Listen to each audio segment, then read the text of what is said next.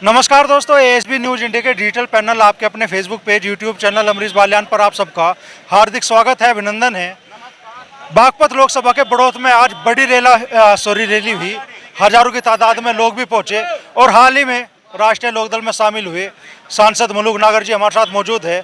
तो नागर साहब, किस तरह का माहौल आप पश्चिमी उत्तर प्रदेश में और बागपत लोकसभा क्षेत्र में देख रहे हैं? देखिए, पश्चिमी उत्तर प्रदेश में 4 जातियां हैं मेन: जाट, गुजर, मुस्लिम और दलित। और अब के किसानों में थोड़ा बहुत जो ऊपर नीचे था, आरएलडी और भाजपा के मिलने से बिल्कुल एक तरफ हो गया है। और अब जैसा मैं भी जैन जी के साथ हूं, तो बिल्कुल पश्चिमी उत्तर प्रदेश में बिल्कुल एक तरफा है। और मैंने तो बहुत दिन पहले कहा था कि जैन जी इधर मिल जाएंगे, आरएलडी इधर मिल जाएगी, एक तरफा सीटें जीतती चली जाएंगी। बहुत सारी सीटें पश्चिम में ऐसी थी जो बिल्कुल ऊपर नीचे हो रही थी, और आरएलडी को साथ आते ही और बीजेपी और आरएलडी के गठबंधन से एक तरफ हो गया। और पश्चिम उत्तर प्रदेश जिसका हो जाता है, पूरा उत्तर प्रदेश उधर ही चला जाता है।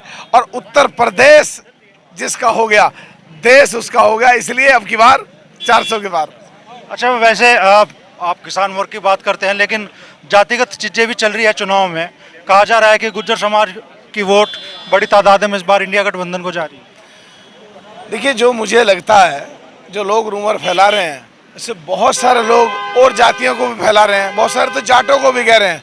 पर गुर्जर तो जो है, बिल्कुल पहली बात तो गुर्जर पिछड़ों में है, और पिछड़े जो हैं पूरे राम भक्त हैं।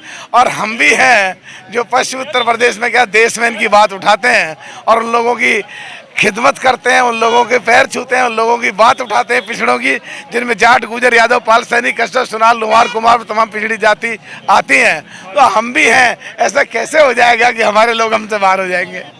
अच्छा, आप बड़ी दावेदारी आपके लोग मान रहे थे पश्चिम उत्तर प्रदेश की किसी भी लोकसभा सीट पे।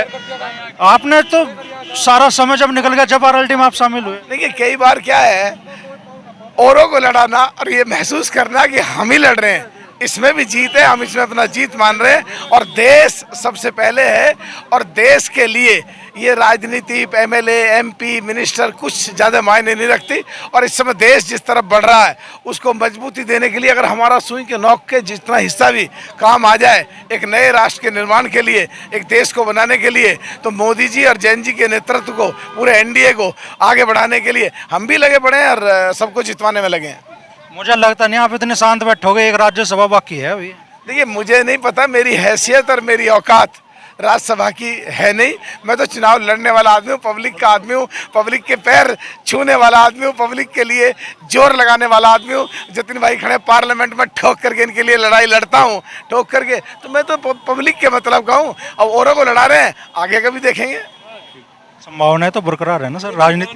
देखिए ये तो आगे बिल्कुल साफ।